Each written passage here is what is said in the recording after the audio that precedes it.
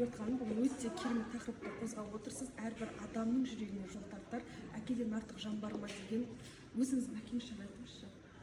Менің әкем әрине әр бала үшін өзінің әкесінен артық адам жоқ. Менің әкем мейірімді, қамқор, отбасы үшін барын аямайтын, отбасы үшін бәріне дайын.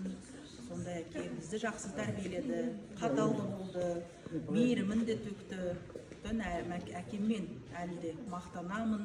Ұзақ өмір анам екеуі біздің жанымызда болып, бізге қолдауын білдіріп жүрсе екен деген ең басты тілегім. Көреміз бағдарламасы, бұл Қазақстанда қазір нөмір бірінші бағдарламалардың бірі, өте өзекті, өте жаңағыдай ауқымды мәселелерді қозғап жатсыздар, отбасы болсын, әлеуметтік жағдайлар болсын, сондықтан сіздерге алғыс білдіремін.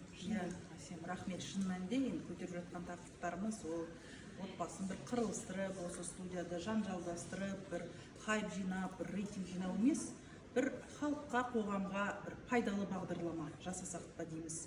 Осы бір бағдарламаның енді мақсаты, бір идеясы, бір көрерменге болсын, бір 10 көрерменге ой салса, оның өзі біз үшін үлкен жетістік. Сондықтан шынымен мен де ойлаймын, осы көреміз шоудың ұжымы осы бағдарлама дайындау барысында өте бір әсерлі, жақсы дүниелер жасап жатыр. Рахмет.